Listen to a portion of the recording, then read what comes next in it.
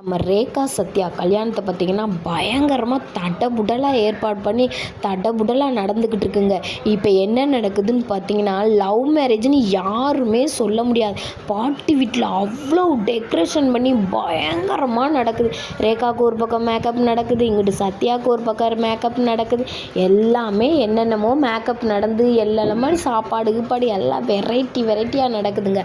அப்புறம் பார்த்திங்கன்னா, இங்கிட்டு விஜயானால் பழி தீர்க்கிற மாதிரி விஜயா ஒரு செயலை செய்கிறாங்க. என்ன செய்கிறாங்கன்னு பார்த்தீங்கன்னா, இது சிந்தாமணிக்கே டைரெக்டாக கால் பண்ணி என்ன சிந்தாமணி சந்தோஷமாக இருக்க போல், உன் மகளுக்கு கல்யாணன்றனால ரொம்ப குஷியாக இருக்க போல் அப்படின்னு சொல்லி கேட்குறாங்க. விஜயா தேவையில்லாமல் ஏதாவது பேசாத, நானே ரொம்ப கோபத்தில் இருக்கேன் அப்படின்னு சொல்லி சிந்தாமணி சொல்கிறாங்க.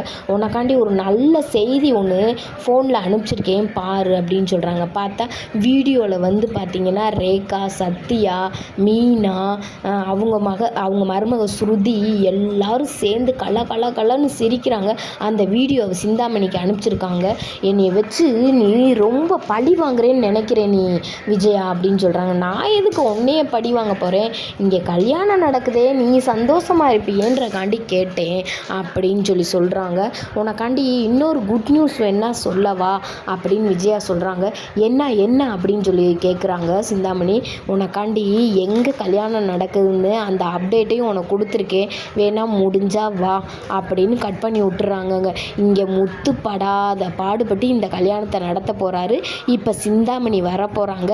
தாலி கட்டுற அந்த நொடியில் வந்து தடுக்க போகிறாங்கன்னு நீங்கள் நினைக்கிறீங்க.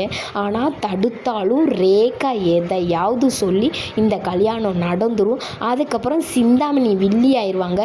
இப்படி தான் கதை போகும்னு நான் நினைக்கிறேன். உங்களுக்கும் இதே மாதிரி கதை போகும்னு தெரிஞ்சால் கமெண்டில் சொல்லுங்கள்.